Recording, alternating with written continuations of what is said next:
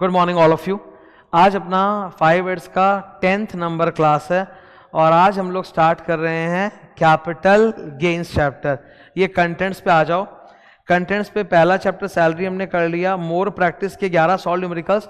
More practice वाला जो class है वो मैं ऑलरेडी अलग से रिकॉर्ड कर चुका हूँ, वो यूट्यूब पे और मेरे वेबसाइट वाले पेज में आ जाएगा, तो वहां से प्लीज कर लेना। 1.5 घंटे का है। कितने का है? 1.5 घंटे के आसपास है अप्रोक्सीमेटली। ठीक है, अब हम लोग अपना नेक्स्ट हेड चालू करेंगे विच इज कैपिटल गेन्स। ठीक है, कैपिटल गेन्स सर कितने पेज का चैप्टर है? देखो सर 78 पेज का चैप्टर है। कैपिटल गेन को शॉर्ट में सीजी भी बोल सकते हैं, ठीक है, हालांकि कम बोला जाता है। देखो the word CG has got 2 full forms, या तो कैपिटल गेन या सेंट्रल गवर्नमेंट। तो कोई बड़ी बात नहीं है, जब आप एग्जाम में लिखोगे सीजी तो वो तो कॉन्टेक्स्ट देके समझ में आ जाएगा कि स्टूडेंट कैपिटल गेन बोलना चाहता है कि सेंट्रल गवर्नमेंट, तो उतनी कोई बड़ी बात नहीं है। अगर टाइम हाथ में कम है और पेपर में लिखना पड़ रहा है स्पीड से, तो सीजी भी एक बार लिख सकते हो।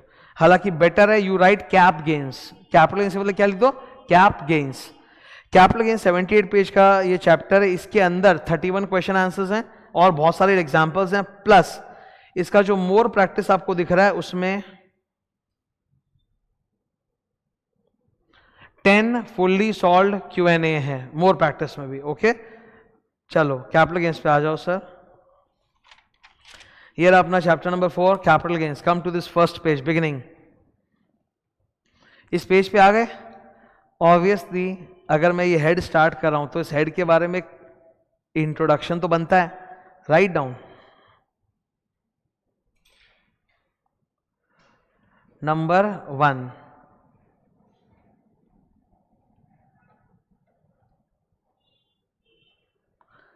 कैपिटल गेन्स हेड में सेक्शन का रेंज क्या है? देखो 45 से लेके 55A। सैलरीज में 3 सेक्शन थे, 15, 16, 17। यहां कितने हैं? 45 से 55A। एक खास बात तुमको बता देता हूं, सैलरी वाले चैप्टर में सेक्शन के अंदर ज्ञान बहुत कम था, रूल्स में बहुत ज्यादा ज्ञान था। नहीं तो वो 80 पेज का बनता ही नहीं। अगर खाली सेक्शन पढ़ाना हो ना, एक क्लास में खत्म। पर वो मेजर ज्ञान रूल्स में था। यहां ऐसा नहीं है, यहां उल्टा है। यहां मेजर ज्ञान सेक्शंस के अंदर है। इस पूरे चैप्टर में आप देखोगे हर टॉपिक में सेक्शन नंबर सब सेक्शन नंबर छाया हुआ है एकदम। यहां मेजर ज्ञान सेक्शंस के अंदर है, ठीक है, इसीलिए it becomes complicated. Okay, it becomes complicated. Second,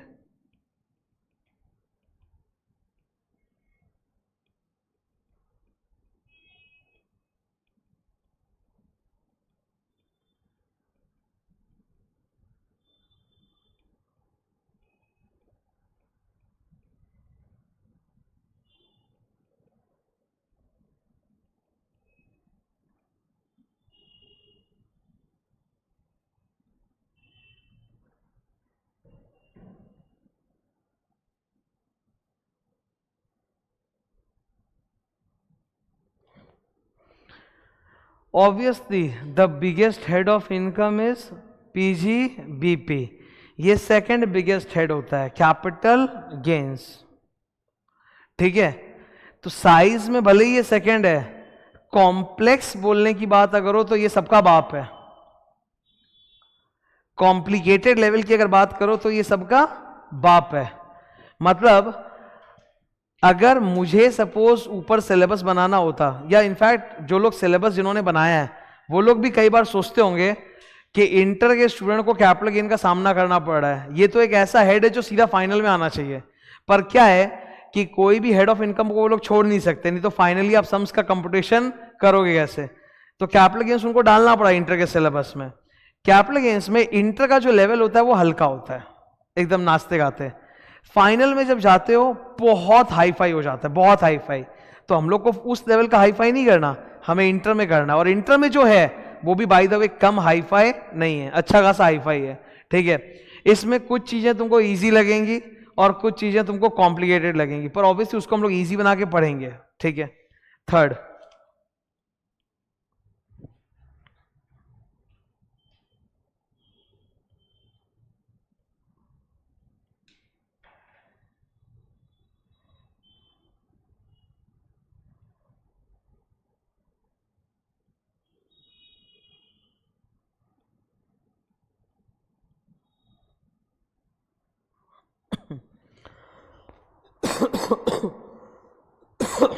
sorry,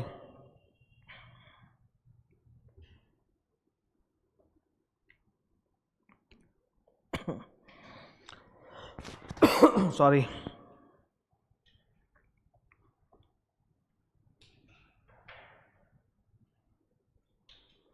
sorry, ठीक है। ये चैप्टर एग्जाम के लिए ना बहुत इंपॉर्टेंट है, क्योंकि स्मॉल सम्स,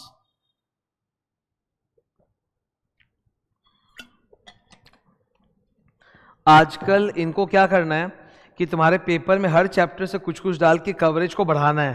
पहले ऐसे नहीं होता था। हम लोग अगर 10-15 साल पहले जाए ना, तो वहां पे क्या होता था, एग्जाम में सेलेक्टेड चैप्टर इंपॉर्टेंट होते थे, उसी को ज्यादा पढ़ के जाते थे। अब वो नहीं रहा टाइम।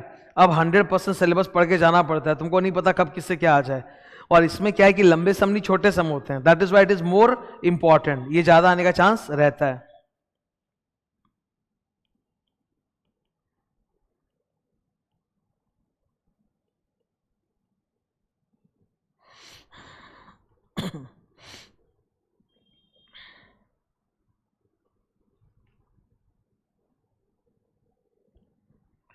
डेली रिवीजन, इसका मतलब है मैं तो जैसे क्लास के बाद रिवाइज कराता ही हूं, तुम लोग को भी इस चैप्टर को डेली रिवाइज करना पड़ेगा पूरा इज्जत के साथ, अच्छी तरह से, तब ये चैप्टर तुम्हारा स्ट्रांग होगा।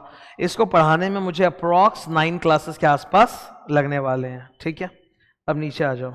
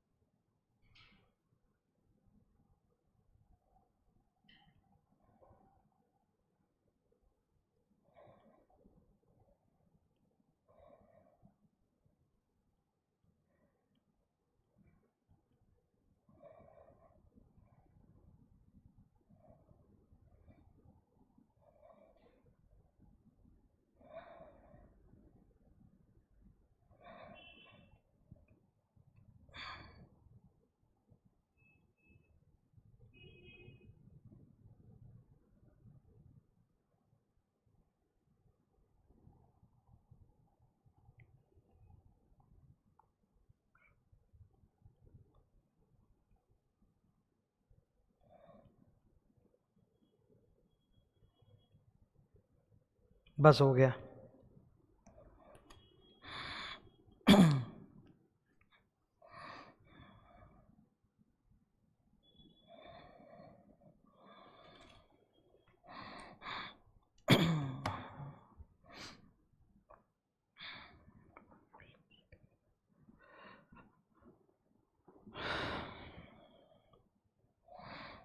लिख लिया सबने? मैं बात कर चीत कर दूं। अब चैप्टर का एक स्ट्रक्चर समझ लेते हैं। It's a very very important topic. और एक बात मैं तुमको दावे के साथ कहता हूं, तुम मेरे से अगर आज ये कैपिटल गेन्स अच्छे से पढ़ लेते हो, मेरे साथ साथ, और याद कर लेते हो, फाइनल तक में तुमको फायदा होगा। इंटर तो छोड़ो, इंटर में तो है ही, फाइनल तक तुमको फायदा महसूस होगा।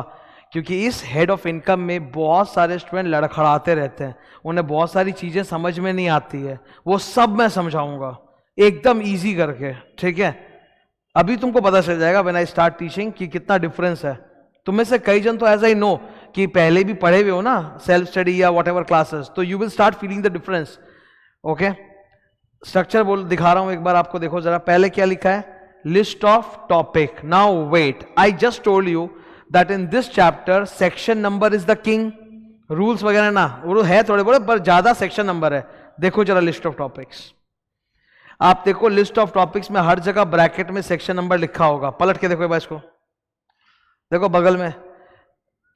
मैं एक बार हाईलाइट कर रहा हूं, तुम लोग मत करना। हाँ, ये देखो चार्जेबिलिटी का सेक्शन बोलो इधर, देख के 45 का 1। ये ट्रांसफर वर्ड का डेफिनेशन तो सेक्शन 2 में होता है ना, सेक्शन 2 का कौन सा क्लॉज नंबर 47। कैपिटल एसेट का डेफिनेशन किसमें, सेक्शन 2 का 14। फिर नीचे लॉन्ग टर्म और शॉर्ट टर्म का कहां दिया हुआ है, सेक्शन 2 का 29AA, सेक्शन 2 का 42 है। हर चीज का मैं डाला हूं नीचे तक, तुम लोग मत हाईलाइट करो, ये देख रहे हो। तो सारा सेक्शन नंबर मैंने हर जगह डाला है, मतलब लिस्ट ऑफ टॉपिक में भी डाला है, अंदर भी डाला है। सर इतना सेक्शन नंबर आप क्यों डाले इस बार, क्योंकि हम लोग तो इंटर के हैं, हमको तो सेक्शन नंबर याद करना ही नहीं है, नहीं करना है section number, you don't have to learn, I am telling you don't learn, ठीक है। वो मैंने इससे डाला है बिकॉज आप पाओगे कि बहुत सारे जगहों पे आज क्या है कि ना, it's an open academic forum. तो आप देखोगे गूगल में बहुत सारे चार्टर्ड अकाउंटेंट लोग हैं जिन्होंने अपना आर्टिकल लिख लिख के डाल रखा है कैपिटल गेन्स पे, टीचरों ने अपनी क्लास डाल रखी है, यूट्यूब में वीडियो डाल रखे हैं, बहुत जगह बहुत सारी गलतियां हैं। I am not here to pinpoint anybody's mistake, but at least I must defend myself. बहुत सारी जगह बहुत सारी गलतियां हैं, टीचरों का भी और गूगल का भी, बहुत जगह गलती आपको मिलेगा। इसीलिए मैंने क्या किया, हर चीज जो पढ़ाया उसका तुमको स्रोत बताया, इंग्लिश में बोलते हैं सोर्स, कि ये जो मैं पढ़ा रहा हूं आपको इसका सोर्स यहाँ है। तो आपको कभी अगर डाउट हो कि सर गलत पढ़ाया, go to the original source, check it for yourself कि मैं सही बोल रहा हूं कि कहीं और सही बोल रहा है, you will come to no.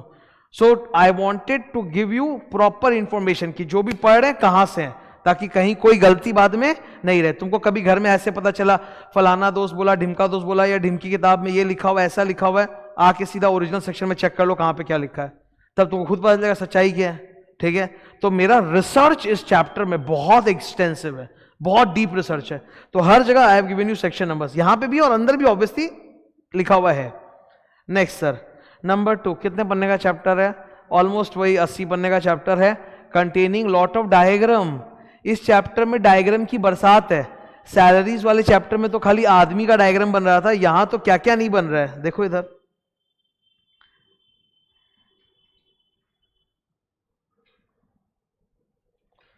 Car, TV, fridge, jewellery, archaeological collections, ठीक है। जमीन, अलग अलग जमीन जो अर्बन एरिया में नहीं आता, रूरल एरिया में, उसका डायग्राम्स। तो this particular chapter contains lot of diagrams like this. बहुत सारे डायग्राम्स मैंने डाले हैं ताकि पढ़ते वक्त मजा आए, इजीली समझ में आए, ठीक है। जमीन बेच के जमीन खरीदा, जिनको याद होगा थोड़ा बहुत एग्जेम्पशन मिलता है ना वो 54 रेंज में, जमीन बेचा जमीन खरीदा, बिल्डिंग बेचा बिल्डिंग खरीदा, तब ड्रॉन लॉट ऑफ डायग्राम्स। और टीचर्स नोट तो सर इसमें अति ज्यादा है, सैलरीज में जितना तुमने टीचर्स नोट देखा होगा उससे बहुत ज्यादा, बिकॉज यहाँ पे हर चीज को मैं समझा रहा था कि ये लिखा हुआ इसका ये मतलब है, इसका ये एक्सप्लेनेशन है, इसमें कोई कंट्रोवर्सी नहीं है। तो हर जगह टीचर्स नोट भरे हुए हैं। Inside this particular chapter how many Q&A are there, 31 Q&A है, परंतु इसमें 31 Q&A के अलावा there are lot of numerical examples and illustrations. क्योंकि मैं कोई भी टॉपिक आज पढ़ाऊंगा तो उसको समझाने के लिए तो I have to take some example illustration, हो तो there are lot of example illustration also, ठीक है, टू सेटिस्फाई यू। फिर मोर प्रैक्टिस में तो जो इसमें किया है मैंने वो किसी हेड में अभी तक नहीं हुआ आज तक। मोर प्रैक्टिस में कितने क्वेश्चन है, 10 हैं, वो बड़ी बात नहीं है। बड़ी बात क्या है, कैपिटल गेन्स में क्या होता है ना, जब एक स्टूडेंट इतना सारा कैपिटल गेन का पढ़ लेता है, सेक्शन वेक्शन सब उसके दिमाग से उड़ने लग जाता है, फुस फुस फुस फुस, इतना सारा बात होता है, छोटा छोटा बात है, बहुत सारा छोटा छोटा बात। तो जब तुम एक सम्स करने बैठते हो, इसके सम होते छोटे हैं पर खोटे हैं, ठीक है, मतलब small sum but very complicated, तुम भूल जाओगे उसमें कुछ ना कुछ पक्का ज्ञान। तो मैंने क्या किया, ये 10 क्वेश्चंस में क्वेश्चन लिखा हुआ है, फिर उसके बाद आंसर नहीं है, क्वेश्चन के बाद पहले मैंने रिवाइज कराने के लिए इंपॉर्टेंट बॉक्स डाला है, important box, I will show it to, don't worry, कि इसमें इस पर्टिकुलर क्वेश्चन में ये इंपॉर्टेंट टैक्स का ज्ञान लगेगा जो हम लोग सीखे हैं, फिर जाके मैंने सॉल्यूशन डाला है, ताकि आंसर देखते हो तुम है नहीं हो जाओ, तुमको पहले से वो रिवीजन हो जाए कि इसमें क्या क्या ज्ञान लग रहा है। I will show it to you. ये अपना मोर प्रैक्टिस है, ये देखो इधर, खाली ताको ना बोर्ड पे एक बार, तुम्हारे पास सही प्रिंट में क्वेश्चन नंबर 1 है, ठीक है। अच्छा, you know cost inflation index, I think you know that, long term short term के लिए चाहिए होता है ना अपना, लॉन्ग टर्म में इंडेक्सेशन के लिए नाम याद आ रहा है क्या देखो, खाली कॉस्ट इन्फ्लेशन इंडेक्स, तो वो बार बार ढूंढना पड़ता है पकड़ के, कहां है कहां है कहां है। यहां मैंने वो ज्ञान नहीं किया, मैंने हर सम के अंदर ही जो जो रेलेवेंट कॉस्ट इन्फ्लेशन इंडेक्स होता है वहीं पे डाल दिया, हर सम में तुमको मिलेगा, ताकि इधर उधर कुत्ते की तरह भागना नहीं पड़े, वो बहुत दिक्कत होता है कि एक सम कर रहे हैं फिर जाके ढूंढो 50 पन्ने पीछे, ये रहा CII, दैट्स वेरी हार्ड। सो मैंने यहीं पे डाल दिया, ये सम्स है, सम्स के अंदर ये कॉस्ट इन्फ्लेशन इंडेक्स आपको काम आएगा। अब देखो सॉल्यूशन में पहले क्या लिखा है, ये इंपॉर्टेंट टैक्स प्रोविजन, फिर जाके उसका सॉल्यूशन है। कोई कोई में बहुत ज्यादा है, जैसे अब ये सम है क्वेश्चन नंबर 2, ठीक है, सम्स चल रहा है, सम्स के लास्ट में CII obviously I have given you. Solution में देखो क्योंकि लंबा सम है तो बहुत सारा इंपॉर्टेंट टैक्स प्रोविजन लगेगा, सब लिखा हुआ लाइन से तुम्हारे लिए। देखो कितना लंबा, एक पेज का तो इंपॉर्टेंट टैक्स प्रोविजन रिवाइज कराने के लिए, और फिर स्टार्ट हो रहा है सॉल्यूशन। हर सम में ऐसा किया है, ठीक है, हर सम में आप पाओगे ऐसा है। देखो ना 10 नंबर सम्स, जो आखिरी सम्स है उसमें भी ये अपना 10 नंबर सम है स्लम सेल का, इसका सॉल्यूशन एकदम नाना सा है, इसका सॉल्यूशन जो है ना इतना सा है बस, ये देखो इतना सा, बट इसका टैक्स का ज्ञान देखो, इंपॉर्टेंट टैक्स प्रोविजन कितने सारे हैं, तो ये भी मैंने बना के डाला है इसमें। ओके क्लियर है? So that is going to be our structure of the chapter, एक आइडिया हो गया। अब ये रहा अपना list of topics, line by line will move. पहला topic will start the chargeability. आ गए सर हम लोग पेज नंबर 4.3 पर, ठीक है। मैं जो भी पढ़ाऊंगा 0 लेवल से पढ़ाऊंगा। तुमने ऑलरेडी मेरा सैलरीज पढ़ा है तो तुम जानते हो कि मैं I don't assume that you know it, I teach it, ठीक है। तो कैपिटल गेन्स मैं अच्छी तरह जानता हूँ, घनखरों मतलब मेजॉरिटी स्टूडेंट्स को ये याद नहीं होगा कि कैसे था, खाली मोटा मोटा याद होगा पर बाकी भूल गए। तो मैं यही मान के चल रहा हूँ यू डोंट नो, तो मैं पूरा 0 से बताऊंगा एक एक चीज इसमें, ठीक है। यहाँ पर एक्सप्लेनेशंस इस चैप्टर में बहुत ज्यादा होते हैं, सैलरी चैप्टर में एक्सप्लेनेशंस कम होते हैं क्योंकि इजी होता है, यहाँ एक्सप्लेनेशंस बहुत ज्यादा होते हैं। Let's start sir. The chargeability, कोई भी हेड ऑफ इनकम का जो सेक्शन का रेंज होता है ना, उसमें जो पहला सेक्शन होता है वो होता है चार्जेबिलिटी सेक्शन, ठीक है। चार्जेबिलिटी सेक्शन का पर्पस होता है to create a liability on you, to create a liability on you, कि अगर आप ऐसा करोगे तो आपको टैक्स देना पड़ेगा, ठीक है। अगर आप ऐसा करोगे तो आपको टैक्स देना पड़ेगा। कैसा करोगे? हाइलाइटर।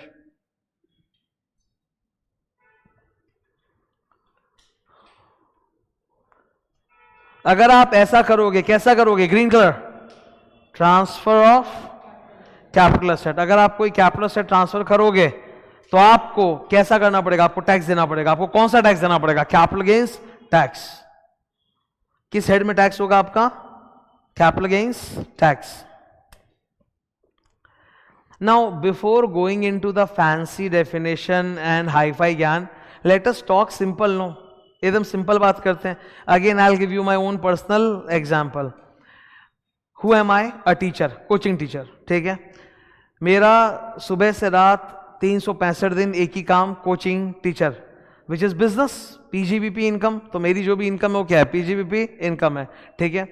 अब आप मानो, सपोज एक एग्जांपल के तौर पे, कि मैंने ना बड़े बड़े लिस्टेड कंपनी के थोड़े शेयर्स खरीद रखे हैं, ठीक है।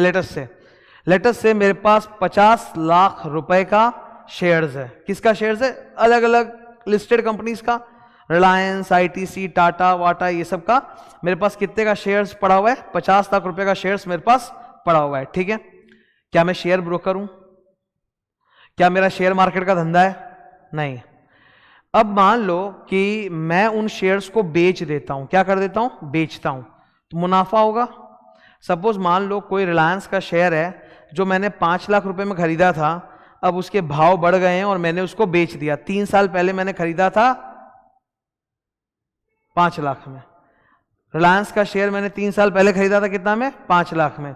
अभी भाव बढ़ गया तो मैंने अपने ब्रोकर को फोन किया, मैंने उनको बोला सरावगी जी ये बेच दीजिए। तो अभी उन्होंने वो 5 लाख का रिलायंस का शेयर बाजार में अभी तुरंत बेचा, कितने में? 7 लाख में। My profit how much? My profit, एक बार एलटीसी एसटीसी मत सोचो, सीधा सोचो प्रॉफिट कितना। प्रॉफिट कितना मेरा? 2 लाख का मेरे को मुनाफा हुआ, प्रॉफिट हुआ, ठीक है। ये जो 2 लाख का प्रॉफिट है, क्या ये मेरे लिए, मेरे जैसे आदमी के लिए, कोचिंग टीचर के लिए पीजीबीपी इनकम है? क्या ये इनकम मुझे कोचिंग की वजह से हुआ है? अब क्वेश्चन बोलेगा सर आपको तो जो भी होता है कोचिंग की वजह से होता है, बिकॉज यहीं से तो कमाए थे तभी तो रिलायंस में खरीदे। इतना मत सोचो, ये तो अति ज्यादा हो जाएगा। मतलब इनडायरेक्टली तो तुम बोलोगे कि सभी इनकम मेरा पीजीबीपी इनकम है। मेरे बैंक में जो इंटरेस्ट आ रहा है तुम बोलोगे वो भी सर पीजीबीपी इनकम है, क्योंकि कमाए तभी तो बैंक में डाले। तभी उस तो ऐसे सोचोगे तो फिर तो मेरा हर ही चीज पीजीबीपी इनकम है, पर वैसे नहीं सोचना है, उतना घुमा के नहीं सोचना है। The income happened because of sale and purchase of transaction, the income happened because of sale and purchase of shares. ठीक है, अब रिलायंस का भाव 5 से 7 लाख हुआ तो तुम लोग तो नहीं बढ़ाए ना, वो तो बाजार बढ़ाया ना भाव। ठीक है, तो that income of 2 lakh is not my business income, it is what type of income for me? Capital gains.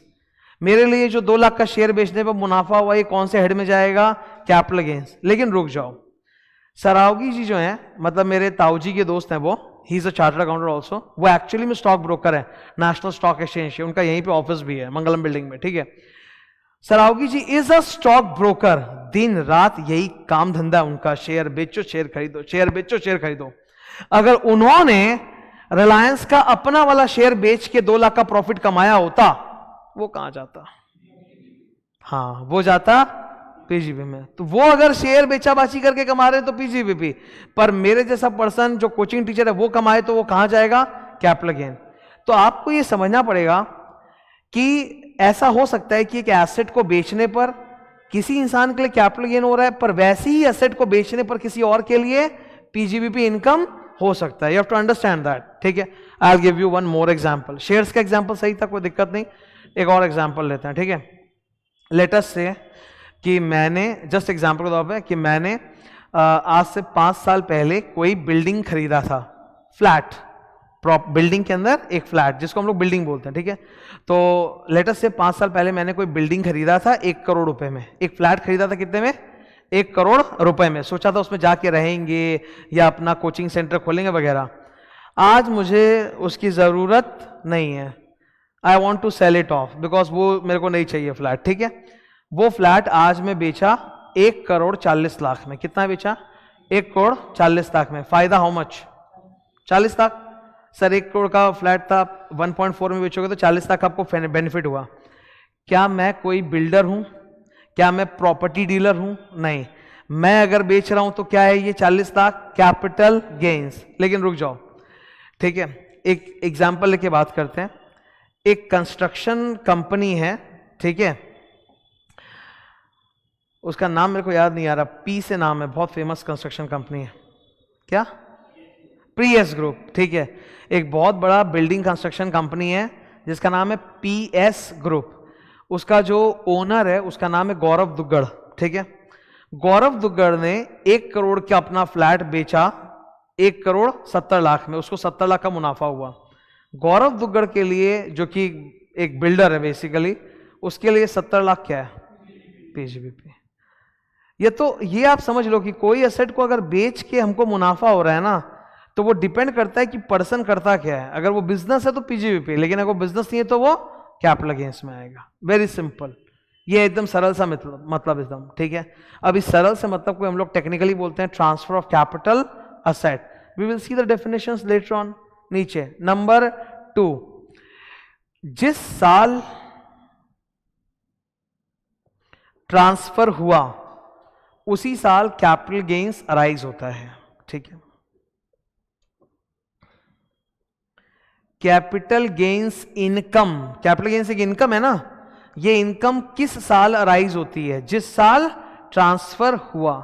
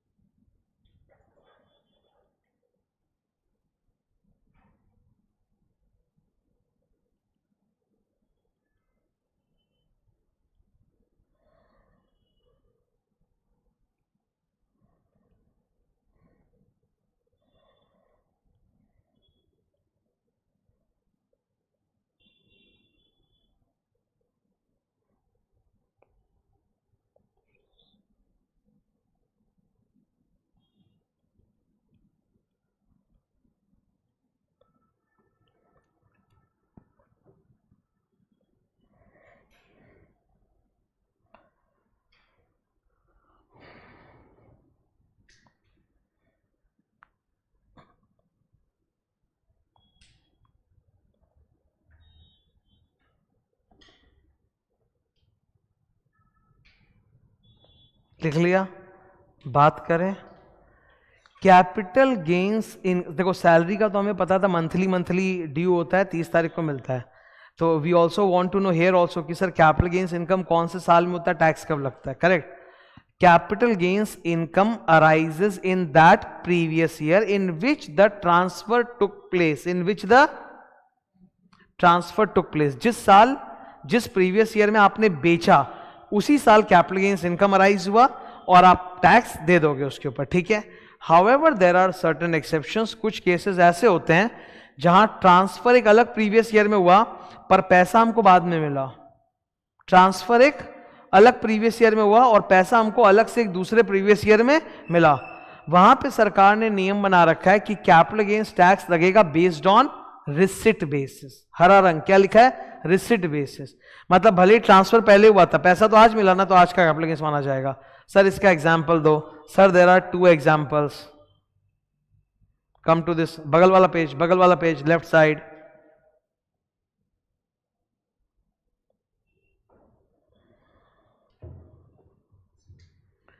सो समय आएगा तब इसका भी एग्जाम्पल हम लोग देखेंगे, वहां पे रिसिट बेसिस पे लगता है। मिला क्या सबको?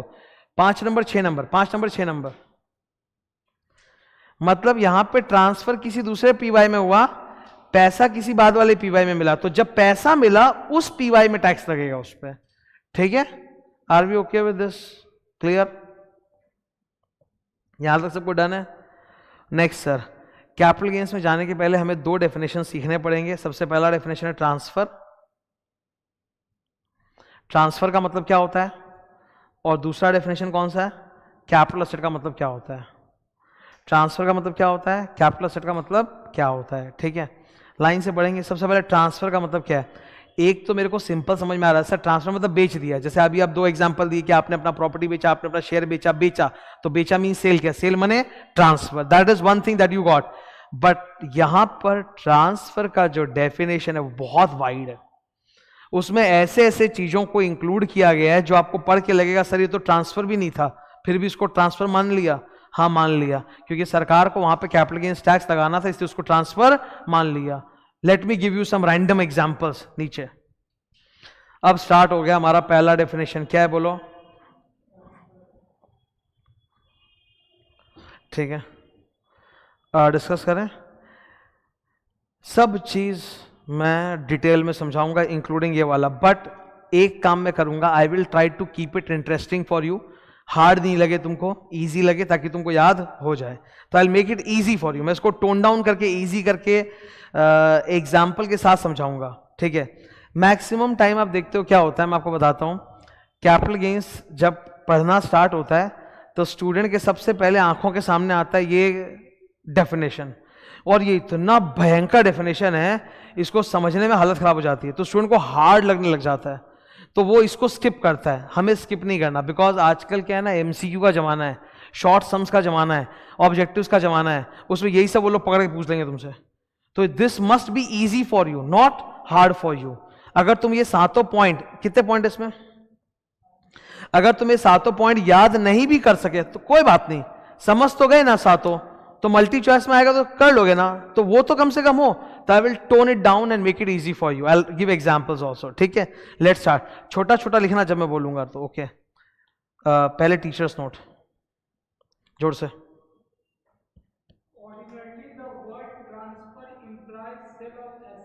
तो नॉर्मली ट्रांसफर का मतलब होता है सेल ऑफ असेट, बेच दिया।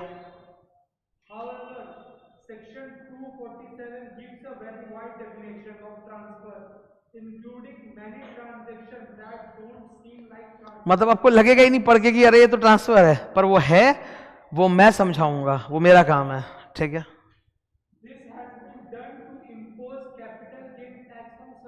क्योंकि सरकार वहां पे कैपिटल गेन टैक्स डालना चाहती थी, इसलिए उनको भी उन चीजों को भी, उन ट्रांजैक्शन को भी उन्होंने ट्रांसफर के डेफिनेशन में इंक्लूड कर लिया, ठीक है। कुछ इसमें से इंटर में आते हैं, कुछ फाइनल में आते हैं, जो भी है, पर ये ज्ञान तो तुम्हारे सिलेबस में आता है ये 7, तो मैं इसको समझा रहा हूं। Let's start. नंबर 1। अच्छा एक second, before writing and explaining this, तुम लोग नोट करो तो 7 में अंडरलाइन किया हुआ है। पहला में जो अंडरलाइन किया खाली बस उतना बोलो जोर से, सेल, एक्सचेंज, रेलिन्क्विशमेंट, ठीक है। अब लिखो बगल में, छोटा लिखना, हाँ।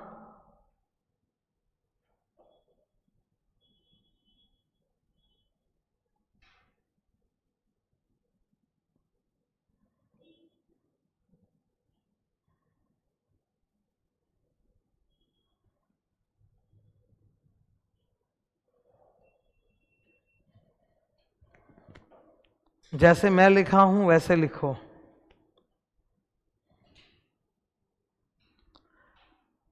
थर्टी मिनट्स लगेगा मेरे को इसको पूरा पढ़ाने में। 30 मिनट्स बाद तुम खुद एहसास करोगे कि ये वही डेफिनेशन था जो पहले कैपिटल गेन्स में तुम छोड़ दिए थे, तुम नहीं पढ़े थे बिकॉज हार्ड लग रहा था। और 30 मिनट्स बाद देखना तुमको पूरा समझ में आ जाएगा एक एक चीज इसमें। Let's start. They used 3 words inside, sale, exchange, relinquishment. तो सेल है, उसमें मैं क्या लिखूं? सेल है भाई। एक्सचेंज का मतलब क्या होता है बोलिए? बार्टर। असेट दे के असेट लिया, असेट बेच के पैसा नहीं लिया, असेट बेच के असेट लिया, दैट्स बार्टर। तो बोलता वो भी तो सेल ही है, पैसा के बदले आपके पास कुछ और आ गया। अगर आप एसेट बेचते हो तो पैसा आता है, अगर एसेट बेच के एसेट आया तो कुछ तो आया ना, मनी नहीं आया, इन काइंड कुछ आया ना, तो that is also transfer of capital asset, वहां पे भी टैक्स लगना चाहिए। जैसे मान लो मैंने अपना एक फ्लैट अपने दोस्त को बेचा, उसने बदले मुझे अपना फ्लैट दे दिया।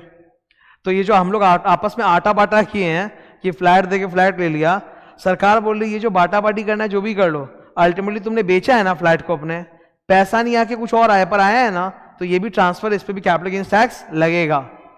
ठीक है। अब थर्ड इन्होंने क्या वर्ड लिखा था गंदा सा? रेलिंक्विशमेंट।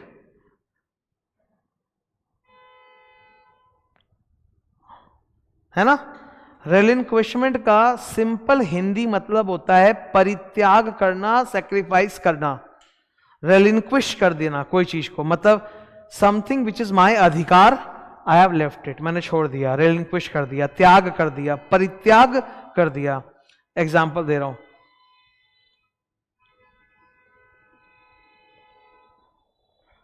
ठीक है। जैसे मान लो I am 35 years right now, जब तक मैं मरूंगा, ठीक है, लेट अस से 75, by that time I will accumulate lot of assets. तब तक तो मेरे पास बहुत कुछ आ चुका होगा, प्रॉपर्टी वगैरह असेट्स। 75 को मैं डाई किया, मतलब मैं मर गया। जैसे मैं मरूंगा, all my assets will be automatically transferred to my legal heir. वो तो ऑटोमेटिकली मेरे बच्चों के, बीवी के नाम पे चला जाएगा, ट्रांसफर होगा। मैंने बेचा है कि परित्याग हो गया, परित्याग हो गया, रिलिंक्विशमेंट हो गया। ठीक है, मैंने बेचा है कि अपने आप ही छूट गया, अपने आप छूट गया ना। मरा तो इंसान मरता ऐसे प्लान करके थोड़ा ना, सुसाइड नहीं किया था, मरा था बकायदा। तो अगर मैं मरा हूं 75 की एज पे, तो ऑटोमेटिकली तो मेरा सारा एसेट परित्याग होकर मेरे लीगल के पास चला गया। सरकार कह रही है कि वो जो परित्याग या ट्रांसफर हुआ है ना, इनहेरिटेंस, इंग्लिश में क्या बोलते हैं? इनहेरिटेंस, वारिस को चला गया, वो भी ट्रांसफर है, वो भी ट्रांसफर है, उस पर भी कैपिटल गेन्स टैक्स। अब सवाल उठता है कि अगर वो ट्रांसफर, तो उस पर कैपिटल गेन्स टैक्स लगना चाहिए, लेकिन सरकार ने बोली रुक जाओ, there are certain transfers which are exempted transverse.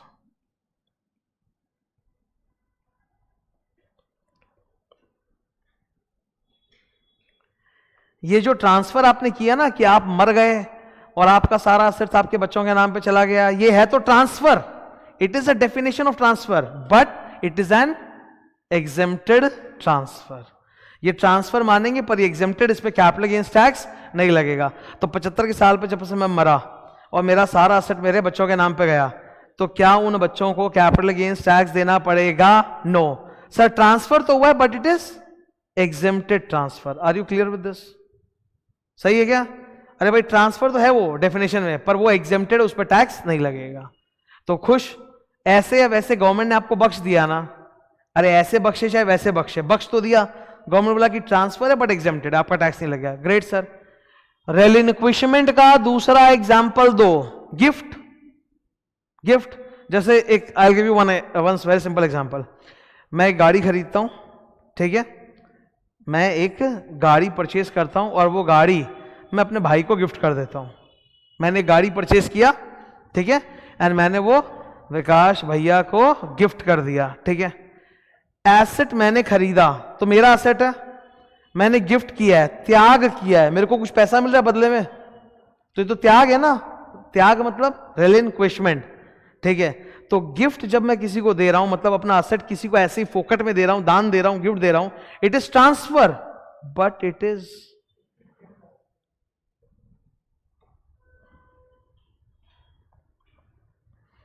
Sir सही है।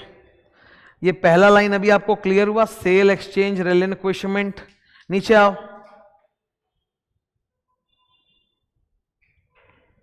पढ़ियो क्या लिखा है। टीचर्स नोट, एग्जेम्प्टेड ट्रांसफर का सेक्शन नंबर बोलो देख के, 47। ठीक है, lot of transfers are exempted transfers, मतलब वो ट्रांसफर के डेफिनेशन में तो आएगा पर वहां पर कैपिटल गेन टैक्स नहीं लगेगा। उदाहरण, गिफ्ट, इनहेरिटेंस, मतलब मर गया और बच्चों के नाम पे चला गया। थर्ड में बहुत कुछ लिखा हुआ है, ठीक है, तो इसकी एक्चुअली बहुत लंबी लिस्ट होती है। सेक्शन 47 में ना एक बहुत लंबा लिस्ट है एग्जेम्प्टेड ट्रांसफर का, वेरी लॉन्ग लिस्ट, वो हम आज नहीं पढ़ेंगे, वो हम पढ़ेंगे लेटर।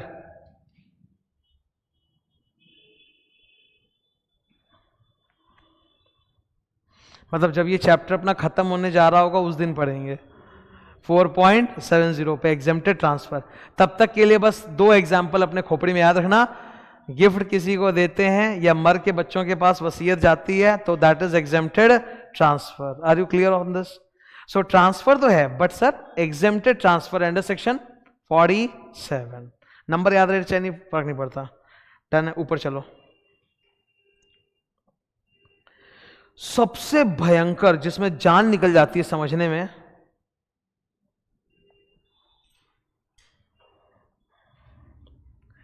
ये क्या होता है? Extinguishment of asset. मतलब शब्द भी ये लोग उठा के ना पूरा फिजिक्स वाला लेके डाल रहे हैं। एक्सटिंग्विश का मतलब होता है किसी चीज को बुझा देना, मिटा देना। जैसे सपोज मान लो यहां पे कोई कैंडल जल रहा है, ठीक है, तो अभी लाइट आ गया तो कैंडल को बुझाओगे ना हाथ से या जैसे भी, बुझा देना मतलब आपने फायर को एक्सटिंग्विश कर दिया, बुझा दिया। ठीक है, तुम्हारी गाड़ी है नीचे खड़ी है, ठीक है, सपोज तुम्हारी गाड़ी है, तुम अभी गाड़ी में आए हो, नीचे गाड़ी पार्क है, उस गाड़ी को आते जाते वाले जो लोग हैं उनको अच्छा लगा, उन्होंने आग लगा दिया, तो तुम्हारा गाड़ी पूरा जल के बर्बाद हो गया, तुम्हारा गाड़ी खत्म हो गया, बुझ गया, बर्बाद हो गया, डिस्ट्रॉयड हो गया। इंग्लिश में बोलते हैं एक्सटिंग्विशमेंट हो गया। Your car extinguished. घर से फोन आएगा, बेटा कब आ रहे हो? बोलोगे मम्मी गाड़ी तो एक्सटिंग्विश हो गया है, अभी आने में टाइम लगेगा, ओवर बुक करना पड़ेगा। तो एक्सटिंग्विश मतलब क्या होता है? पूरा वो एसेट नष्ट हो गया। अब मुझे ये नहीं समझ में आ रहा कि अगर एसेट नष्ट हो गया, जल गया, बर्बाद हो गया, डूब गया बाढ़ में, तो इसमें कैपिटल गेन्स कहां से आ गया? अरे टैक्स तो तब लगाओ जब कमाएंगे ना, कमाएंगे नहीं तो टैक्स इस बात का। सरकार ने बोला अभी रुको पता चलेगा। लिखो सेकंड का एग्जांपल बगल में।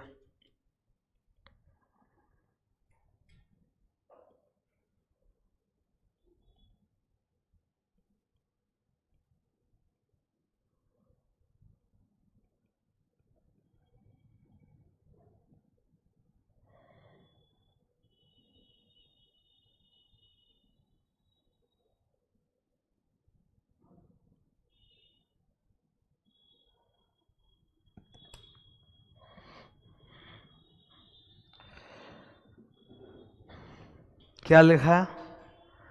एसेट जल के राख हो गया और आपको बदले में क्या मिला? Insurance money. आपको पैसा मिला, तो फायदा हुआ कि नहीं हुआ? पैसा मिला कि नहीं मिला? एक पेज में बता रहा हूं, वहां एक बार तुम लोगों को लेके जाऊंगा। Come to page 4.24। ये सबने लिख लिया? हटाऊं मैं? अभी देखो मैं एग्जांपल दे रहा हूं, जाए पेज 24 पे।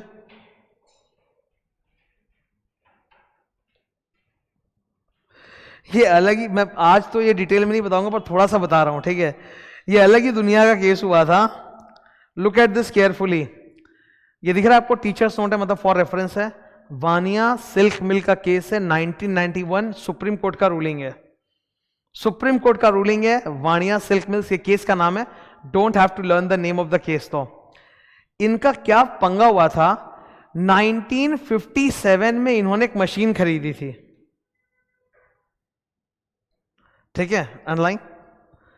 1957 में इन्होंने एक मशीन खरीदी थी। 1957 में कितने का मशीन खरीदा था? 2,81,000। बॉस 1957 मतलब इंडिया वाज 10 years ओल्ड, आजादी का 10 साल।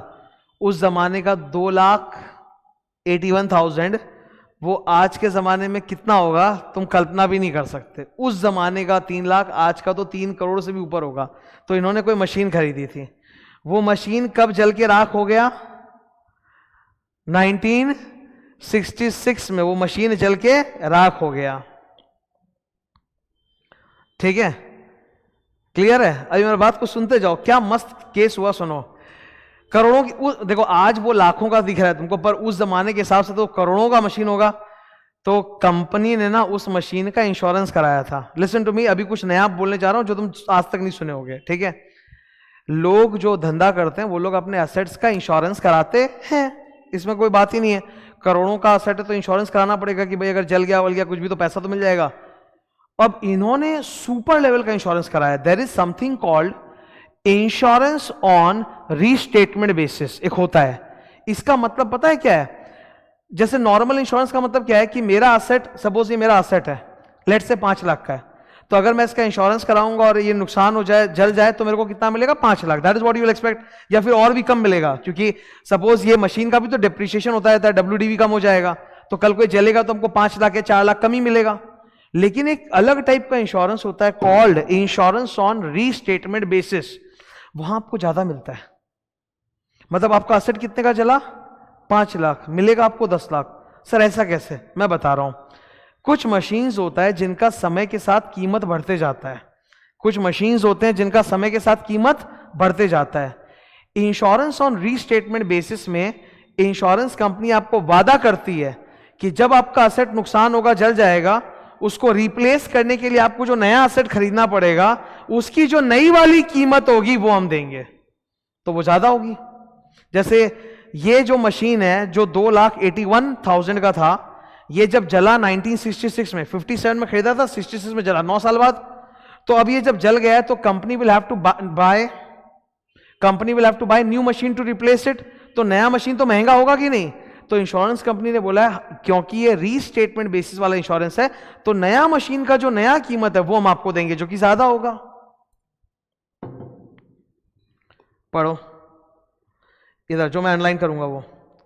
Insurance company settled the claim and gave 6,32,553, sorry 533, ठीक है। अरे आपका जो मशीन जला है वो कितने का था? 281। आपको दे कितना रहा इंश्योरेंस वाला? अब तुम ही बताओ, अगर एक स्टूडेंट को पता ही नहीं है कि इंश्योरेंस ऑन रीस्टेटमेंट बेसिस क्या होता है, वो तो केस ही नहीं समझ पाएगा। बोला केस ही हमको समझ में नहीं आ रहा है, ये कैसे हो गया? 232 का जला है, दे रहा है 281 का जला है, दे रहा है 632। How is that possible? That is possible because इन्होंने कराया था,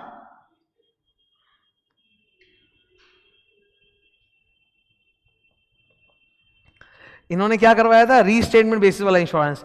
मतलब असेट को जलने के बाद जो नया असेट खरीदने का नया कीमत होगा वो देंगे, तो वहां पे तो obviously it will be more. तो आपको प्रॉफिट हुआ कि नहीं हुआ? आपका असेट कितने का चला था? 281 का, आपको मिला कितना इंश्योरेंस क्लेम? 632। प्रॉफिट हुआ कि नहीं हुआ? गवर्नमेंट इसी में कूद के आई, ये हुआ है आपको कैपिटल गेन्स, हम इस पे कैपिटल गेन्स टैक्स देंगे। तो तुम बोलोगे सर ट्रांसफर तो हुआ ही नहीं, जल के राख हुआ। बोला बाबू ये ट्रांसफर के डेफिनेशन में आता है extinguishment of asset. Extinguishment is also regarded as transfer, और आपको इस पर टैक्स देना पड़ेगा। इस केस में आग कब लगी थी? 1966। जजमेंट कब आया सुप्रीम कोर्ट का? 1991 में। देर है पर अंधेर नहीं है, ठीक है। 1966 में आग लगा और जजमेंट आ रहा है 1991 में। उस असेट का भी बच्चा पैदा होकर बड़ा हो जाएगा इतने दिन में। तो are you clear on this? किस तरह से? तो इन्होंने एक्सटिंग्विशमेंट को भी नहीं बख्शा, बोला एक्सटिंग्विशमेंट ऑफ असेट हो रहा है और उसमें इंश्योरेंस क्लेम का ज्यादा पैसा मिल गया, तो गेन्स हुआ है तो उस पर हम टैक्स देंगे, capital gains tax. Are you clear now on this? ये मैं वापस से पढ़ाऊंगा जब मैं इस टॉपिक में जाऊंगा, इसलिए बस एक बार इतना ही करके छोड़ रहे हैं, ठीक है? पीछे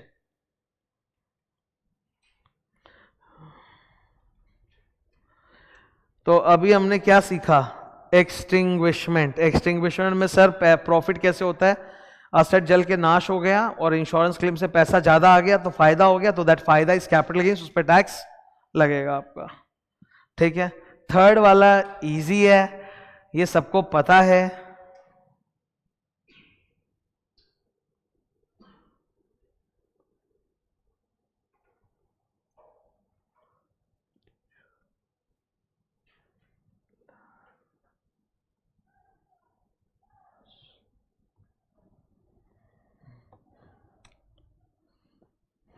ये जब मैं बोलूंगा तो कई जन को ऑटोमेटिकली घंटियां बजेंगी, याद आ जाएगा। ठीक है, क्या लिखा है देखो, पढ़ो। Government acquired your land by force. ठीक है, अच्छा गवर्नमेंट ऐसा बदमाशी में नहीं किया कि बदमाशी से किसी का जमीन खरीद लो। गवर्नमेंट बाई फोर्स भी करती है, तो उसके अंदर भी कोई कानून होता है तभी वो कर सकते हैं। जैसे मैं आपको एक उदाहरण दे रहा हूं, आप लोगों को शायद पता नहीं होगा। प्राइम एग्जाम्पल मेरे सामने खड़ा है, हम लोग जिस जमीन पे खड़े हैं, ठीक है, यहां पर मेट्रो स्टेशन बन रहा है। इस पूरे इलाका, ये सेंट्रल कैलकाटा इलाका डलहौजी, यहाँ पे मेट्रो स्टेशन अंडर कंस्ट्रक्शन है फॉर लास्ट सेवरल ईयर्स। और नीचे से पूरा, हम लोग के नीचे से, ठीक है, under the road metro station बन रहा है। तो पूरा ड्रिलिंग हुआ, खोदा गया, उसकी वजह से कई सारे बिल्डिंग्स इस इलाके में हिल गए। ऑब्वियसली यार, ये बिल्डिंग खड़ी है, अब नीचे जमीन के नीचे जाके अगर ड्रिलिंग होगा, उसमें पूरा मेट्रो स्टेशन वगैरह बनेगा, तो बिल्डिंग हिलेगा कि नहीं हिलेगा। तो सरकार ने मुआवजा दिया कि आपकी बिल्डिंग डिस्ट्रॉय हो रही है, मुआवजा दे रहे हैं वगैरह वगैरह, ऐसा सीन हुआ। और कई जगह पे जमीन अक्वायर करनी पड़ेगी। ठीक है भाई, ये बिल्डिंग को बचा नहीं सकते, आप लोग बिल्डिंग खाली कीजिए, वो बिल्डिंग सरकार अक्वायर कर लेगी, आपको पैसा दे देगी। ऐसा हुआ, यहां से लेके पूरा लाल बाजार बाबूबाजार एरिया तक इट हैपेंड। तो गवर्नमेंट को अगर कोई वेलफेयर प्रोजेक्ट, मेट्रो क्या गवर्नमेंट अपने लिए बना रहा है? मेट्रो में क्या पीएमसीएम जाएगा? हम जैसे आम आदमी, हमारे बेनिफिट के लिए बन रहा है ना। तो अगर उसके कंस्ट्रक्शन में किसी जमीन पे कुछ प्रॉब्लम हो रही है, तो सरकार को हक है कि वो आपका जमीन अक्वायर कर सकता है जबरदस्ती। आप बोलो नहीं मैं नहीं बेचूंगा, सरकार बोला मैं ले सकता हूं। सरकार can compulsorily take your land, obviously not free, not free, they will give you money, they will give you money, more or less, वो एक अलग चैप्टर है, उसका हम लोग बात नहीं करेंगे। सरकार जब आपका जमीन छीनेगी तो आपको ज्यादा पैसा देगी, कम देगी, वो अलग बात है, पर पैसा आपको मिलेगा। ठीक है, तो एक तरह से ये जबरदस्ती का बेचना हो गया। एक तरह से क्या हुआ, जबरदस्ती का बेचना। मेरा बेचने का इच्छा नहीं है, पर सरकार से बड़ा गुंडा कोई नहीं है, मेरे को इनडायरेक्टली बेचना पड़ ही गया। तो अगर यहां पे मुझे प्रॉफिट हो रहा है बेचने पे, तो उस पर कैपिटल गेन्स टैक्स लगेगा। मतलब कितना गंदा बात है, तो जमीन भी छीन रहे, ऊपर से कैपिटल गेन्स टैक्स भी लगा रहे हैं। तो सरकार ने बोला डोंट वरी, हम छीन रहे हैं तो हम उपाय भी करेंगे। ऐसे केसेस में capital gains is taxed on receipt basis, on receipt basis, मतलब जिस दिन छीनूंगा उस दिन टैक्स नहीं लगेगा, जिस दिन पैसा हाथ में दूंगा तुमको उस दिन टैक्स दूंगा। तो सरकार जब पैसा आपको हाथ में देगी छीनने के बाद, तब टैक्स लगेगा। ठीक है, are you clear on this? तीसरा वाला क्या है बोलो? कंपल्सरी, तीसरा वाला कंपल्सरी एक्विजिशन बाय गवर्नमेंट, इसमें रिसिड बेसिस पे होता है। ठीक है, मैंने बगल वाले पेज में लिस्ट ऑफ टॉपिक में तुमको रिसिड बेसिस में हाईलाइट कराया था ना, उसमें से देखना है कंपल्सरी एक्विजिशन होगा। ठीक है, क्लियर है ये? Okay good. चौथा वाला, conversion of capital gain asset, sorry capital asset into stock in trade.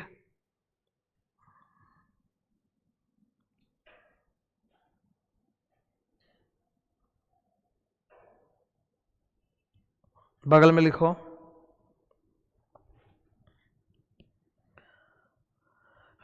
Capital gains plus PGBP.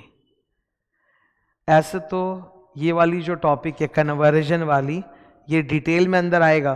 ठीक है, बाद में बहुत ज़्यादा पढ़ेंगे डिटेल में विद एग्जांपल। अभी एक बार हल्के में आपको बता देता हूं मैं। ठीक है, ध्यान से सुनो।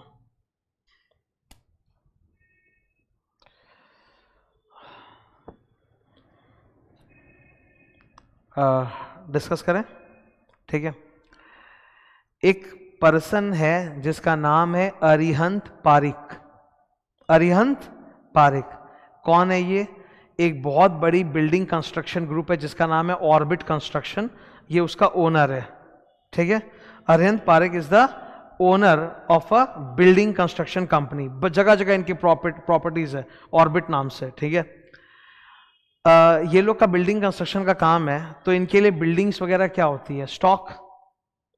जिस इंसान का बिल्डिंग कंस्ट्रक्शन का काम है, बिल्डिंग खरीदता बेचता बनाता है, उसके लिए तो बिल्डिंग या फ्लैट क्या है? Stock in trade. वो आदमी जब कोई भी बिल्डिंग फ्लैट बेचेगा तो वो पीजीबीपी हेड में जाएगा। यस और no? Yes sir, PGBP head. इन्होंने एक बिल्डिंग बनाया था, बहुत सुंदर है, थिएटर रोड में, विक्टोरिया मेमोरियल, जानते हो विक्टोरिया मेमोरियल मॉन्यूमेंट, उसी के थोड़ा सा आगे जाके इन्होंने एक बिल्डिंग बनाया, उसका नाम है ऑर्बिट विक्टोरिया। बहुत सुंदर बिल्डिंग है। उस बिल्डिंग के अंदर एक फ्लैट की कीमत जो है वो लगभग 8 करोड़ से 9 करोड़ रुपए के बीच में, लेट से 8 करोड़ रुपया एक फ्लैट का कीमत है, ठीक है, सिर्फ एक फ्लैट का, बिल्डिंग का नहीं, एक फ्लैट का 8 करोड़। तो अरिहंत पारेख जब एक फ्लैट को बेचता है तो ये पीजीबीपी इनकम है कि कैपिटल गेन्स? पीजीबीपी सर, उसका धंधा है वो फ्लैट बना के, बिल्डिंग बना के बेचने का, तो उसके लिए flat is stock in trade, okay. लेकिन अब सुनो, वो खुद भी तो कहीं रहता होगा।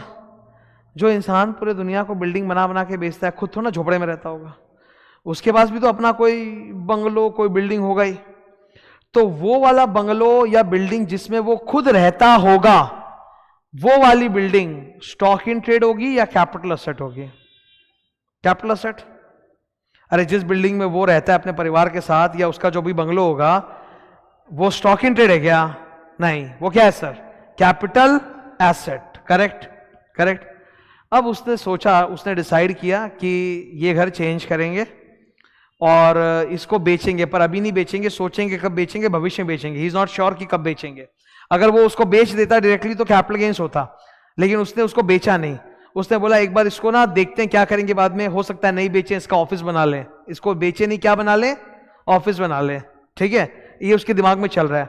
तो फिलहाल के लिए उसने एक डिसीजन लिया, let me convert my residential home into my stock. Let me convert my residential home, which is a capital asset,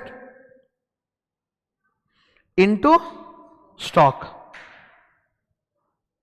ये बिजनेस का स्टॉक हो गया, बिजनेस का असेट हो गया। अभी इसको हम ऑफिस बनाएंगे कि बेचेंगे, हम सोचा नहीं है।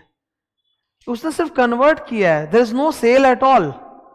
कल तक जो घर में वो रहता था कैपिटल असेट, अभी उसको उसने स्टॉक में बना दिया बिजनेस का। सरकार बोली ये खुद एक ट्रांसफर है, ये खुद एक ट्रांसफर है, ठीक है। इस पे कैपिटल गेन्स भी लगता है और पीजीबीपी भी लगता है। इस पे कैपिटल गेन्स भी लगेगा और पीजीबीपी भी लगेगा, पर कैसे लगेगा वो कॉम्प्लिकेटेड है, जो बाद में एक सेपरेट टॉपिक की तरह आएगा, ठीक है। तो अगर आप अपने कैपिटल असेट को स्टॉक में कन्वर्ट करोगे, उसको भी ये लोग ट्रांसफर मानते हैं, ठीक है। पर इसमें मैं थोड़ा सा और बता देता हूं। लेटर से अभी 2022 चल रहा है, इन्होंने 2022 में ही उस असेट को इसमें स्टॉक में डाल दिया, तो गवर्नमेंट के हिसाब से कन्वर्जन हो गया, तो कैपिटल गेन्स इनकम हो गया, तो कैपिटल गेन टैक्स लगना चाहिए, पर सरकार बोली टैक्स अभी नहीं लेंगे। भले ही कैपिटल गेन्स आज अराइज हुआ है, पर टैक्स आज नहीं लगेगा। जिस दिन तुम फाइनली इसको बेचोगे ना कभी तो बेचोगे भविष्य में, 2050 में, 2024 में, जब भी, उस वक्त टैक्स लगेगा तुम्हारा कैपिटल गेन्स का, आज टैक्स नहीं लगेगा। Today it is transfer, today it is regarded as a capital gains income, but it will not be taxed in this year, it will be taxed in the year of sale. Are we okay on this? ठीक है। एक काम करो, बगल में जो list of topics में दो मैंने हाईलाइट कराया था, रिसीट बेसिस, 6 नंबर पढ़ो।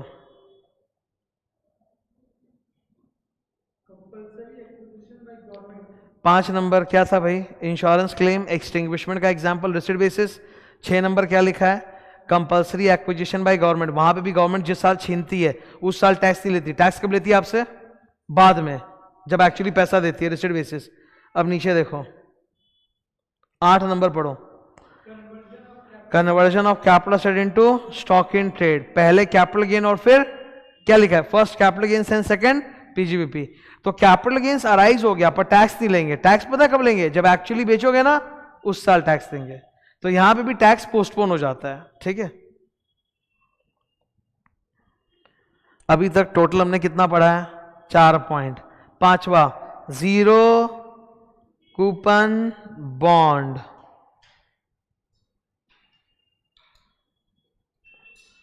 ये मैं नेक्स्ट पेज में डिटेल में पढ़ाऊंगा। नेक्स्ट पेज, पूरा एक पेज बनाया मैंने जीरो कूपन बॉन्ड के ऊपर यार, सुंदर सा। तो अगले पेज में ही है ये, ओके। बिफोर मूविंग अहेड, एक बार इन 5 पॉइंट को, ग्रीन कलर को खाली देख लो।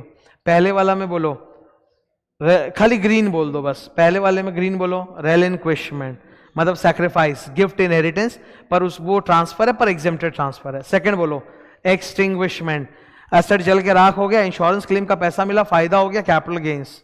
थर्ड बोलो compulsory acquisition by whom? Government. चौथा बोलो conversion of what to what? Capital asset to stock in trade. 5 number zero coupon bond, वो अगले पेज में पूरा डिटेल में, डोंट वरी। 6 नंबर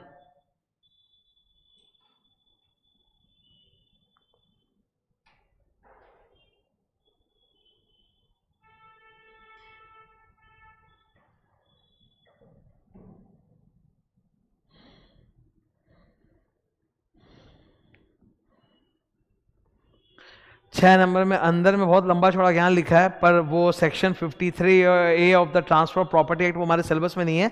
इसका शॉर्ट एंड सिंपल मतलब समझ लो, लॉन्ग टर्म लीज, ठीक है,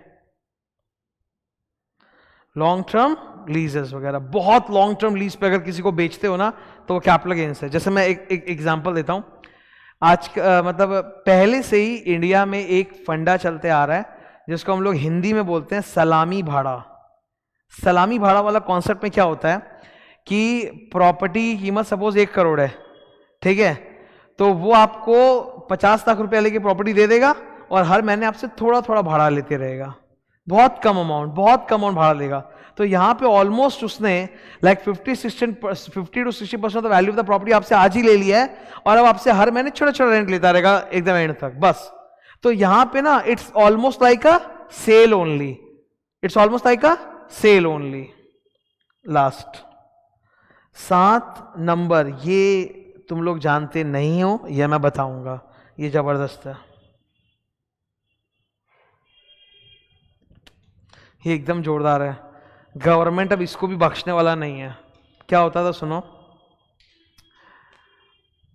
इसका स्टोरी बहुत इंटरेस्टिंग है, रियल लाइफ एकदम होता है, ये तुमको पता होना चाहिए, ठीक है। बात करें, सपोज मान लो मुझे एक फ्लैट खरीदना है, जस्ट तुम इमेजिन करना कितना परेशानी होने वाला है। मुझे एक फ्लैट खरीदना है, लेट अस जस्ट से उसकी वैल्यू है 1 करोड़, ठीक है। जैसे मैं 1 करोड़ का फ्लैट खरीदूंगा ना, उसके ऊपर स्टैम्प ड्यूटी लगेगा 8.5%, एक बार राउंड ऑफ करने के लिए 8%, ठीक है। 1 करोड़ का 8%, 8 लाख रुपया। पता है ये 8 लाख रुपया जो स्टैम्प ड्यूटी होता है ये किसको जाता है? State government. स्टैम्प ड्यूटी का पैसा किसको जाता है? State government. एक ही मोटा इनकम है स्टेट गवर्नमेंट का, वो है स्टैम्प ड्यूटी। मतलब in the state, in your state, जितनी भी प्रॉपर्टीज बाई सेल होती है सबके ऊपर 8% ऑफ द स्टैम्प ड्यूटी लगता है और पैसा किसको जाता है? State government. मैंने एग्जाम्पल में तुमको हल्का बता दिया 1 करोड़ का फ्लैट। अगर आज मैं कोई फ्लैट खरीदने निकलूं, मिनिमम मैं बता रहा हूं 5 से 10 करोड़ का बिल बैठेगा, ठीक है। सोचो कि 5 करोड़ का एक फ्लैट अगर मैं खरीदता हूं तो 5 करोड़ देने में ही पूरा किडनी बिक जाएगा। ऊपर से उसके ऊपर 8% किसको देना पड़ेगा? स्टेट गवर्नमेंट को स्टैम्प ड्यूटी। 5 करोड़ का 8%, 40 लाख किसको बोलते हैं? 40 लाख में तो एक दुकान खरीद लेंगे। और वो खाली मेरे को क्या देना पड़ रहा है? स्टैम्प ड्यूटी, ठीक है, हर प्रॉपर्टी के ट्रांजैक्शन पे। मतलब सपोज मैंने फ्लैट खरीदा, 8% स्टैम्प ड्यूटी। कल मैं बेचूंगा तो जो मेरे से बायर खरीदेगा वो भी 8% देगा, फिर वो किसी को बेचेगा वो भी 8%। अरे प्रॉपर्टी होता है सदा के लिए। एक प्रॉपर्टी का लाइफ क्या, प्रॉपर्टी 20 साल में खत्म हो जाता है क्या? नो, प्रॉपर्टी का लाइफ 200 साल 300 साल ऐसे होता है, ठीक है। तुम्हारे लिए एक सरप्राइज इंफॉर्मेशन, ये जो बिल्डिंग जिसमें हम लोग बैठे हैं ना, ये 1700 समथिंग का बनाया हुआ है, ठीक है। तुम सोच लो 250-300, रात को यहां कोई आत्मा भटकती भी होगी। ये चर्च दिख रहा है सामने, ये चर्च, ये just opposite on the side of the road you can see a church, that is 1707। और तुम इस बिल्डिंग से भी नीचे निकलोगे, तुमको एक प्लेट पे लिखा हुआ मिलेगा 1770 समथिंग ऐसे। तो एक बिल्डिंग का लाइफ 200-300 साल होता है, तो 200-300 साल एक ही ओनर रहेगा कि चेंज होता रहेगा? चेंज होता रहेगा। तो जितनी बार बेचा गया होगा उतनी बार 8% स्टैम्प ड्यूटी। मतलब सेम प्रॉपर्टी पे कितनी बार 8% 8% 8% 8% 8% स्टैम्प ड्यूटी स्टेट गवर्नमेंट गया। लोगों ने बोला एक ऐसा बुद्धि लगाएंगे जिससे ये स्टैम्प ड्यूटी का पैसा मेरा बच जाएगा। कैसे? बताता हूं मैं तुमको, सुनो। मैं एक कंपनी स्टार्ट किया, let us say X limited. मैंने कंपनी खोला, एक्स लिमिटेड नहीं, X private limited, it has to be private company. तो मैंने एक प्राइवेट कंपनी खोला, एक्स प्राइवेट लिमिटेड, जिसमें 2 शेयर होल्डर है, लेट से मैं और मेरी वाइफ, ठीक है। 2 प्राइवेट कंपनी में कितना चाहिए भाई? तो मैं एक कंपनी खोला एक्स प्राइवेट लिमिटेड, उसमें 2 share holder, me and my wife. अब हम लोगों ने जो प्रॉपर्टी कंस्ट्रक्शन किया या बनाया वो इस कंपनी के नाम पे, मेरे नाम पे नहीं। तो टेक्निकली उस प्रॉपर्टी का ओनर कौन है? X private limited, not Siddharth Agarwal. समझ रहे हो? वो प्रॉपर्टी मैंने अपने नाम पे नहीं लिया है, ठीक है? वो प्रॉपर्टी जो मैंने कंस्ट्रक्शन किया या खरीदा, एक बार मेरे को स्टैम्प ड्यूटी देना पड़ा, पर अल्टीमेटली वो लिया मैंने कंपनी के नाम पे, ठीक है? अब जब मैं ये प्रॉपर्टी किसी और को बेचना चाहूंगा ना, तो एक काम करेंगे। सपोज एक बंदा आया मेरे पास प्रॉपर्टी खरीदने के लिए, तो वो मेरे को बोलता है कि देखिए भाई साहब मैं स्टैम्प ड्यूटी नहीं दूंगा। तो मैं बोला ठीक है मत देना, बचेगा तुम्हारा स्टैम्प ड्यूटी। कैसे? मैं उसको बिल्डिंग नहीं बेचूंगा, मैं कंपनी बेच दूंगा। कंपनी कैसे बेचते हैं सर? कंपनी का शेयर्स। इस कंपनी के सारे शेयर्स किसके नाम पे है? Me and my wife. वो सारा शेयर्स मैं बायर और उसकी वाइफ पे नाम पे कर दूंगा, ठीक है? हम लोग हट जाएंगे। Who becomes the share holder of the company now? The buyer and his wife. अगर वो शेयर होल्डर है कंपनी का, तो कंपनी का सारा असेट भी उसका, वो बिल्डिंग भी उसका। अब देखा जाए तो सेल ऑफ बिल्डिंग हुआ है कि सेल ऑफ शेयर्स हुआ है? गवर्नमेंट आएगा, स्टेट गवर्नमेंट आएगा पहले, तो सेंट्रल गवर्नमेंट को बुलाएंगे थोड़ी देर बाद, स्टेट गवर्नमेंट आएगा, स्टैम्प ड्यूटी लाओ। हम लोग बोलेंगे देखिए जी स्टैम्प ड्यूटी किस पे होता है? Sale of building. बिल्डिंग तो सेल किया नहीं हमने, बिल्डिंग तो कंपनी के नाम पे। Who is the owner of the building? X private limited. बेचने के बाद भी कौन है owner of the building? X private limited. तो एक्स प्राइवेट लिमिटेड तो बेचा ही नहीं बिल्डिंग को, बिल्डिंग तो कल भी एक्स के नाम पे था, आज भी एक्स प्राइवेट लिमिटेड के नाम पे है, तो सेल ऑफ बिल्डिंग तो हुआ नहीं, तो 8% स्टैम्प ड्यूटी लगेगा नहीं। शेड बात तो तुम सही बोल रहे हैं, जा रहे हैं, चला गया। अब पिक्चर में आएगा कौन? बाप, सेंट्रल गवर्नमेंट। तो हम लोग सोचे चलो सेंट्रल गवर्नमेंट को भी सेम ज्ञान देंगे, ओके? हमने सेंट्रल गवर्नमेंट बोला देखिए जी बिल्डिंग तो बेचा नहीं है, क्या बेचा हमने? शेयर्स। हमने तो शेयर्स बेचा है, और शेयर्स तो हमने बहुत कम वैल्यू पे बेचा है। ये कंपनी का जो क्या नाम है, क्या सही है, एक्स प्राइवेट लिमिटेड, इसका बिल्डिंग भले ही करोड़ों का हो, लेकिन इसका जो शेयर्स है वो हमने बहुत कम पे बेचा है, 1100 रुपये में बेचा है। गवर्नमेंट बोलेगा 1100 या कितना है वो तो हम लोग कैलकुलेट करेंगे, बाद में पता चलेगा। फर्स्ट ऑफ ऑल, अगर आप कोई शेयर्स बेच रहे हो किसी कंपनी या कोऑपरेटिव सोसाइटी का which actually amounts to transfer of property, then that also will be regarded as transfer. Definition point number 7, any transaction of acquiring shares in a company or a cooperative society which has the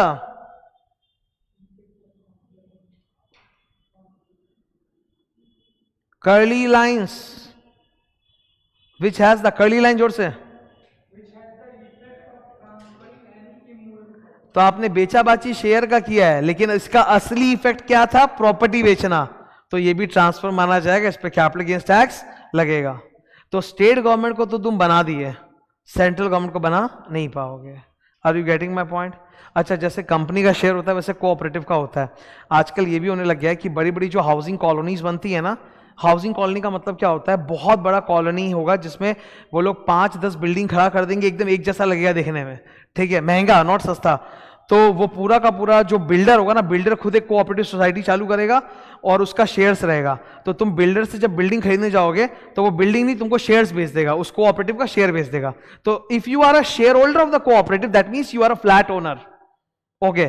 तो company या cooperative का share देना is like flat बेचना, तो capital gains tax लगेगा। Builder के लिए तो पीजीबीपी है, खैर, ठीक है? Are you getting my point? तो किसी को भी नहीं छोड़ा इन्होंने, किसी को भी नहीं छोड़ा, ओके? 7 पॉइंट्स है हमारे सामने ट्रांसफर के, अभी आपको क्लियर है? अच्छा, 6 नंबर पॉइंट में एक चीज और बोल देता हूं। 6 नंबर पॉइंट में लॉन्ग टर्म लीज के अलावा एक होता है, लिख लो,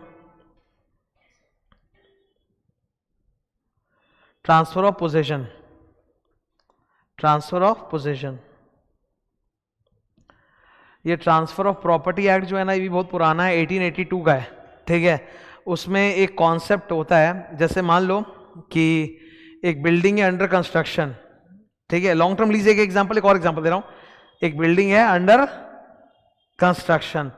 अब क्या हुआ, बिल्डर को मैंने 50% पैसा दे दिया और मैंने उसको बोला जी 50% हम आपको बाद में दे देंगे, ठीक है?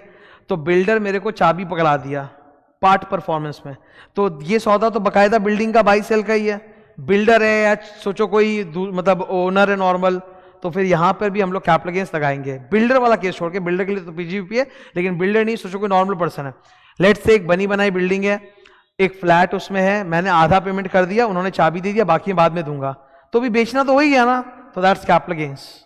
ओके, इधर अब सातों पॉइंट एक बार करके, नंबर 1 एग्जाम्पल बोलेंगे, खाली रट्टा नहीं मार रहे। नंबर 1 रिलिंक्विशमेंट का एग्जाम्पल बोलो, गिफ्ट या ट्रांसफर, गिफ्ट या inheritance which is exempted, transfer. Extinguishment का एग्जाम्पल बोलो, destruction of asset and insurance money received. तीसरा कंपल्सरी एक्विजिशन बाय गवर्नमेंट। चौथा conversion of capital asset to stock in trade, यहां दोनों लगता है कैपिटल गेन पीजीबीपी। पांचवा जीरो कूपन बॉन्ड, अगला पेज आएगा। छठा नंबर सेक्शन उधर section 53A of the transfer of property act. और 7 नंबर शेयर्स ऑफ कंपनी और कोऑपरेटिव। ठीक है, are we clear on transfer? Transfer में सर अब एक ही टॉपिक पढ़ना है, वो है जीरो कूपन बॉन्ड। ये मैं समझाऊंगा डिटेल में विथ एग्जांपल नेक्स्ट पेज। क्या लिखा ऊपर? ZCB zero coupon bond discuss करेंगे।